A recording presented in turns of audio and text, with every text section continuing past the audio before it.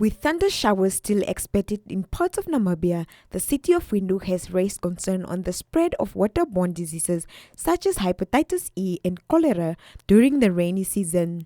Currently, we are within the outbreak of hepatitis E, and we know that outbreak usually lasts for about 3 months to 6 months, and it should be contained. But we know that we have a very prolonged type of an outbreak within the city of Windhoek, which is also has spread to all the other regions, as we all know about the situation.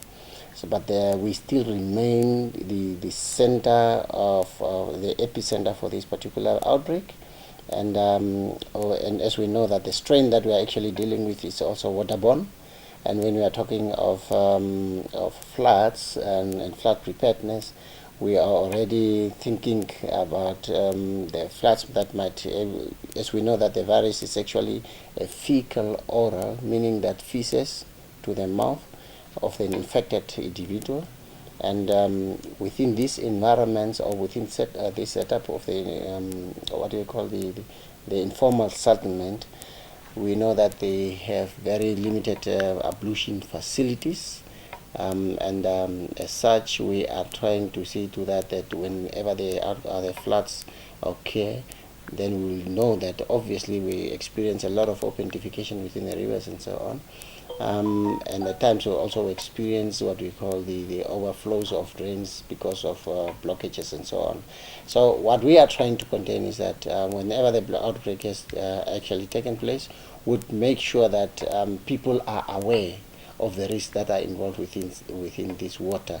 We know that some people come and use this water as for their own household use. The kids play in this type of water, and it also goes to an extent to the danger of also drowning and taking lives away.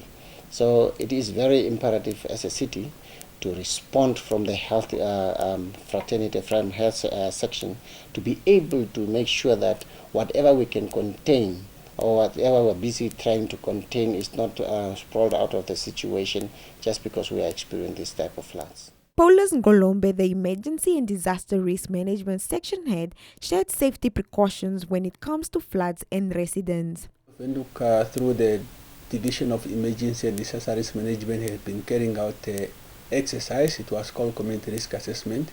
We just want to announce that exercise has come to end on the 7th of December. Should there be any other person that is coming to the resident's house or is telling you to collect data, those people should be considered as criminal and you should be calling the police immediately. That exercise has ended, and the only thing that we are doing right now is compiling a report which we issue out later on. A lot of households don't have simple tools such as shovels and picks and so on. This is what you need basically to dig a small tunnel to divert the water. We are just advising residents also to make sure that they have got just these tools ready. It also go further than saying that when you have got some heavy rain also, sometimes they can cause the electricity to trap, and then you might experience some times where you don't have electricity. So we want the residents also to have flashlights, maybe to some extent sandal or any other lights that one can have, just for us to be, it's part of actually the preparation that residents should have. According to the Windhoek Meteorological Service, scattered thunder showers are expected in the eastern part of Otsenjupa, western part of Kunene and Khomas regions.